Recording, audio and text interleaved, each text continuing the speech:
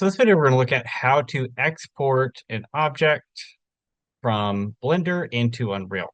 And this tends to work best if you have like a really basic PBR texture without too many custom nodes or anything fancy. And this one, again, it's really basic. It just has like a base color, a roughness, and a normal map.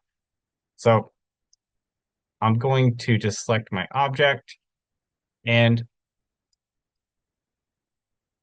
I'm selecting my object because, there's also a light and a camera, and there might be some other stuff in your scene, but I just want to export this one object.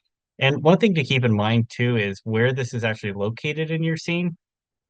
The best way to think about this is kind of having this at the center of your world and where this origin point is, because that's where it's going to keep this point as the center of your object when you export it over to Unreal. So if I go to File, I go Export, and what you want to use is an FBX file is kind of the most universal. And I'm going to go under my actual Unreal project, and I'm just going to export it directly into that project. So I'll do that under my content folder, and then I'll create a new folder and call this one, I'll just call it objects.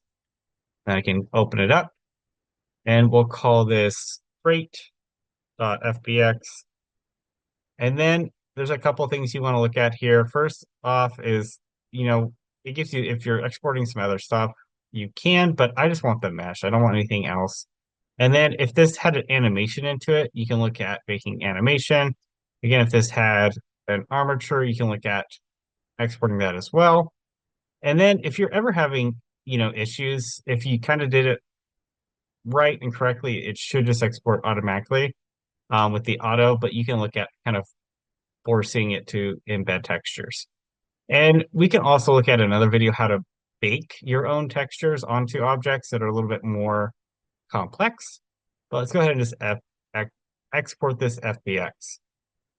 So now when I open up Unreal, it should give me a pop-up. Yep, and it's saying that did you import um, this object? And we'll say yes, I did, and we'll import all. So now in my content drawer, I have my objects folder. And again, if we did everything correctly, we should have this FBX crate that I created along with my material and the texture files that go into that material. And then I'll go ahead and just drop that into my scene. And you notice again too, yeah, where that origin point picks up is right where we actually had it. So you can also drop this maybe at the bottom.